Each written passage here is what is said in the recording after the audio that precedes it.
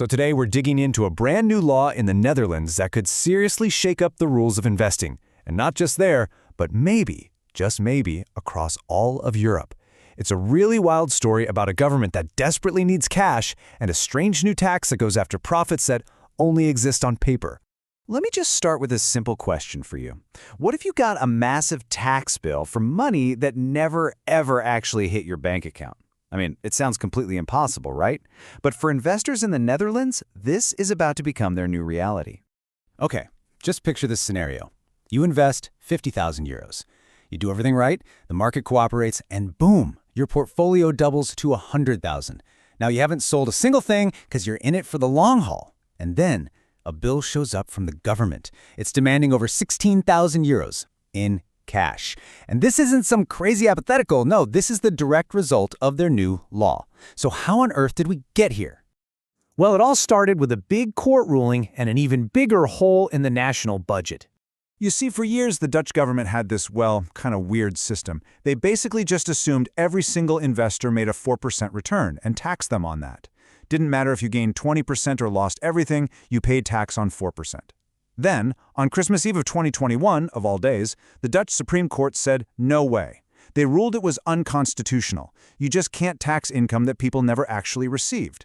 Now, that was a huge win for taxpayers, but for the government, it was a disaster. It blew a 2.3 billion euro hole in their budget every single year. They needed a new plan, and they needed it yesterday. So they were at a crossroads. They had two choices. Option A, do what pretty much the rest of the world does. You tax profits only when someone sells their assets and actually has the cash in hand. Simple. Or option B, a radical shortcut. Tax the gains while they're still just numbers on a screen before they're real. Guess which one they chose? Yep, the shortcut. Why? Because it gets them cash much, much faster. Now let's really break down how this works in practice, because the government's choice has this absolutely devastating effect on the most powerful force in all of investing: compound interest. So first, let's get crystal clear on this one term, unrealized gain. You'll hear it called a paper profit. All it means is that something you own has gone up in value before you've sold it. It's potential money, you know? It's not cash in your pocket, and this new law goes right after that potential. All right, let's walk through the math step by step so you can see the real-world impact of this thing. Let's say you start your investment journey with 50,000 euros. You have a fantastic year in the market, and your portfolio doubles. It's now worth 100,000 euros. So you've made a 50,000 euro paper profit. Remember, you haven't touched a thing. Now the government looks at your portfolio's value on one specific day, December 31st, and they calculate your tax bill based on that snapshot in time. With the new tax rate, minus a small exemption, you suddenly owe them 16,700 euros in cold, hard cash. And here's where it gets really painful. See, that tax isn't due for months, and in that time, the market does what markets do. It corrects. Your portfolio drops down to 60,000, but your tax bill, oh, that doesn't change. It's locked in. It's still 16,700. So to come up with that cash, you have no choice. You are forced to sell off a huge chunk of your now depressed portfolio. And after you pay the tax man, you look at your account and you're left with just over 43,000 euros. Think about that. You started with 50,000. You made zero mistakes as an investor, and now you have less money than when you started. And this quote just nails it, doesn't it?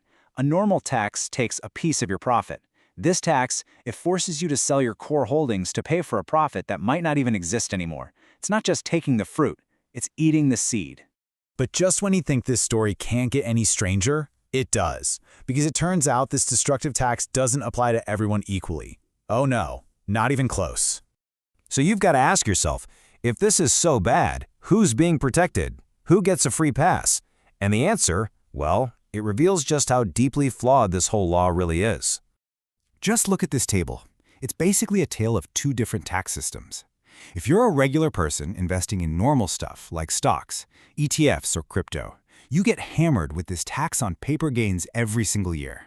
But if you own real estate or a big stake, more than 5% in a company, or even fine art, you only pay tax when you actually sell. Oh, and if you happen to own a luxury yacht, yeah, that's completely exempt. So the bottom line is, there are these giant legal escape hatches built right into the law, but they're mostly for sophisticated, wealthy investors. If you own over 5% of a company, you're out. If you own a priceless piece of art, you just tell the tax office what you think it's worth each year. And for anyone with a good accountant, you can just move your assets into a Dutch LLC, called a BV, and instantly switch back to the old-school system of only paying taxes when you decide to sell. Now, this might all seem like a uniquely Dutch problem, but the ripple effects from this could be felt way, way beyond its borders. The danger here is a scary financial phenomenon called liquidation contagion. It's basically a domino effect.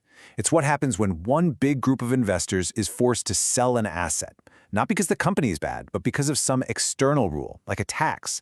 Their forced selling can start a tidal wave that drowns everyone else holding that same asset. Here's how that spiral starts. On tax day, a wave of Dutch investors all start selling stock to get cash to pay their bill. All that selling pushes the stock's price down.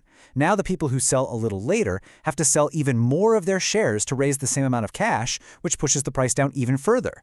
And all of a sudden, an investor in, say, Germany or Italy who has done nothing at all sees their portfolio value get crushed, all because of a tax law in the Netherlands. And look, this isn't just a theory. The single most popular stock held by Dutch investors is a company called ASML.